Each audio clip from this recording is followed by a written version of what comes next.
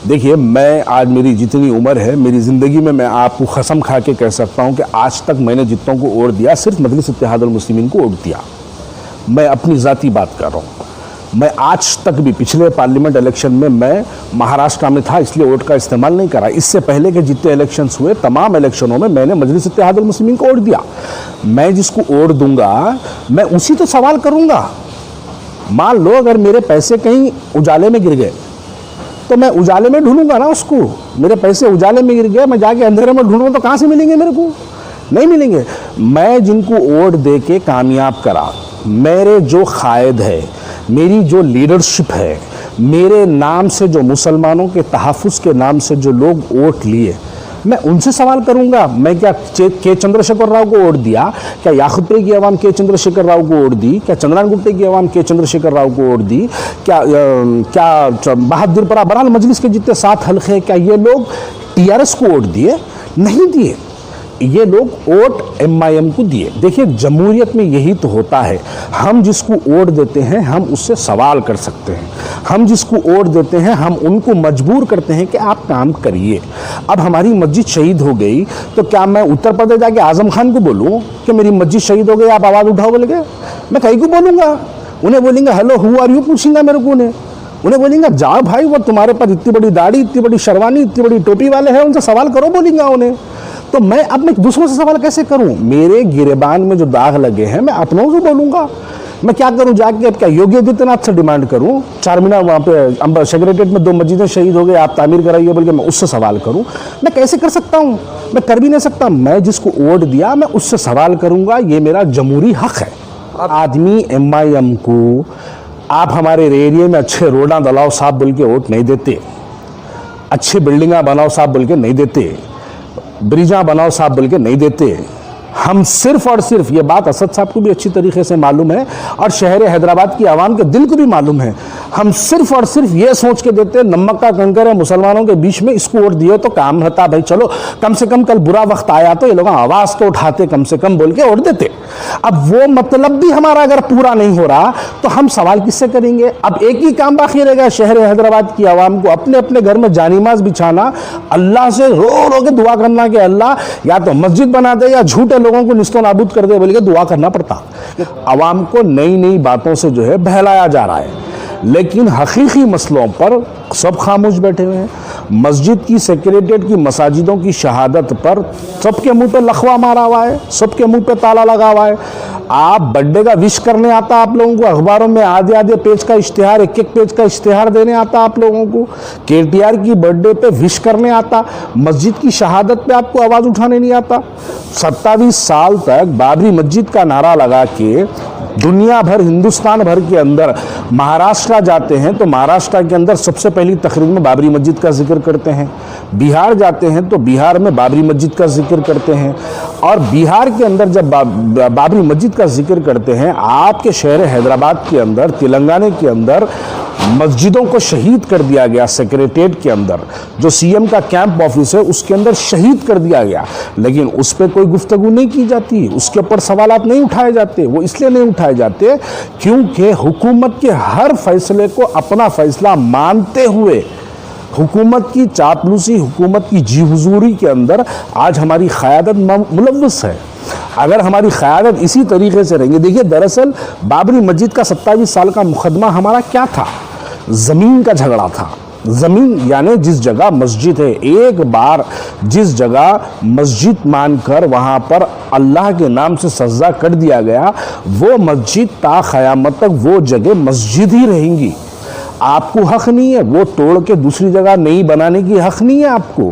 अब हमारा मुतालबा ये है कि मुस्लिम क़यादत जो हिंदुस्तान भर के अंदर जो है नारे लगाते फिरते हैं कि मुसलमानों की क़यादत, मुसलमानों की क़यादत, मुस्लिम क़यादत खामोश क्यों बैठी हुई है? भाई मुस्लिम क़यादत आखिर कब तक खामोश बैठी हुई होंगी? KCR का एक ट्वीट आते उसकी तायद वाला भी ट्वीट आ गया सेम टाइम पे कि हम KCR के ट्वीट को वेलकम करते। अरे आप वेलकम करो, आप सोकम करो, आप झोकम करो, कुछ भी करो, हमको उससे लेना देना नहीं है। हमारे को सिर्फ ये चाहिए कि मुसलमानों की जानो माल, मुसलमानों की इबादत गाहों का तहफ़्फ़ुज़ होना चाहिए।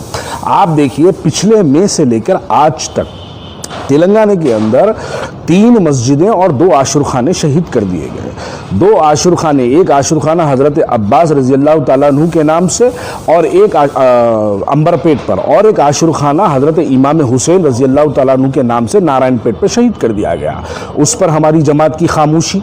उसके बाद अंबरपेट पे एक मस्जिद जो है शहीद हुई। मस्जिद जब शहीद होती है तो होम मिनिस्टर ऑफ तेलंगाना और हमारी मजलिस इत्तेहादुल मुस्लिमीन के MLA अंबरपेट पहुंचते हैं, वहाँ 2 रकात नफील नमाज अदा करते हैं, करके वहाँ पर वो कहते हैं कि हैदराबाद की आवाम को और अंबरपेट के लोगों को इन्होंने इस बात का तवक्कुन दिलाया था कि वहाँ पर दोबारा मस्जिद तामीर होगी। मैं शहरान हैदराबाद की आवाम से अपील करता हूँ कि आज 17 महीने 16 महीने हो चुके हैं। 16 महीने के अंदर क्या अंबरपेट में मस्जिद तामीर हुई? नहीं हुई।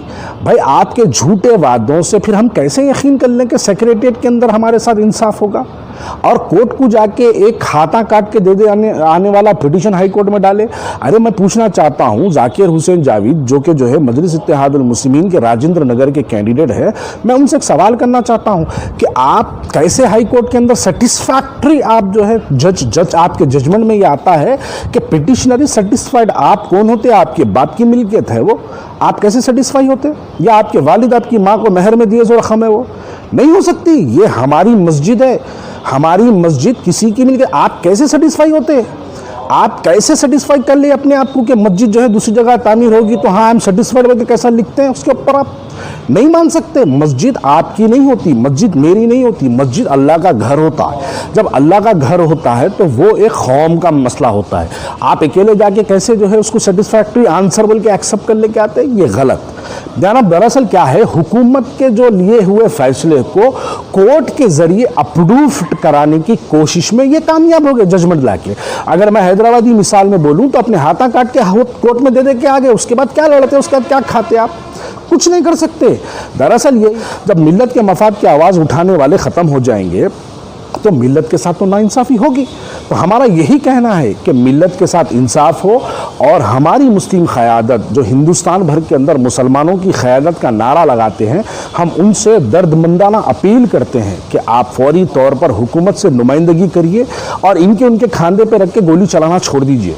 मुस्लिम पर्सनल लॉ बोर्ड या मुश्तरका मजलिस अमल के खांधों पर गोली चलाना छोड़ दीजिए।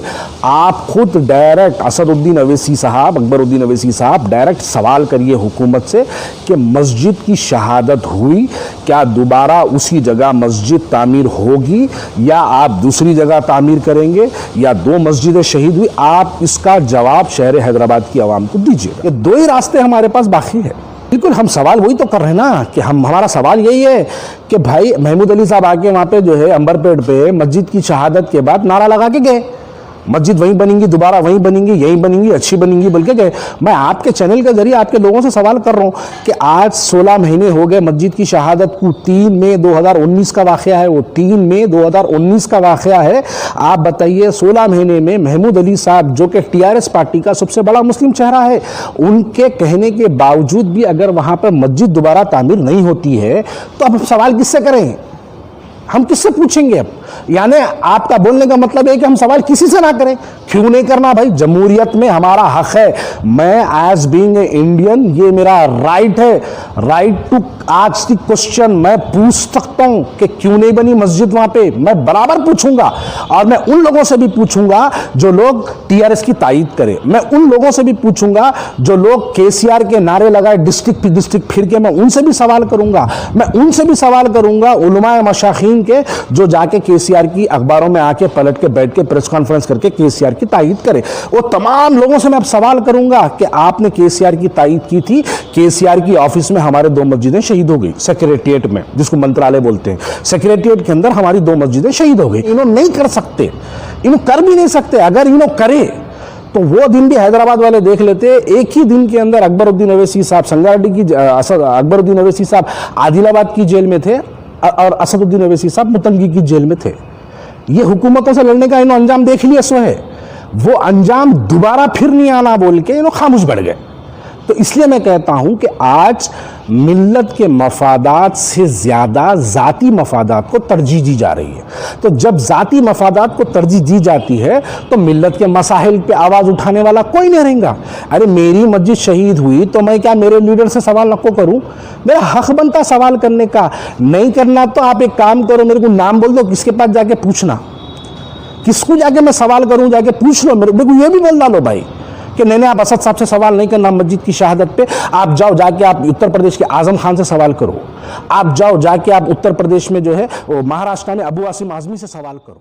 After 10 years of successfully spreading education and carving a niche for itself, Success Junior College proudly introducing Success Degree College for Women, affiliated to Osmania University, a place where you can engage your passion with respect and encouragement. Dedicated counselors and accessible educators who have an unparalleled reputation for balancing excellence and dedication in their field are here to guide you along the way. Fully furnished and spacious, sanitized AC classrooms. Hygienic and safe environment as per the government's norms. Well-equipped labs and spacious library. Courses offered: BSc Nutrition, BSc BZC, BSc MPCS, BBA, BCom Computers, BCom General. Hurry up! Admissions are open. Success Degree College for Women, IS Southern, X Roads, Santosh Nagar, Hyderabad.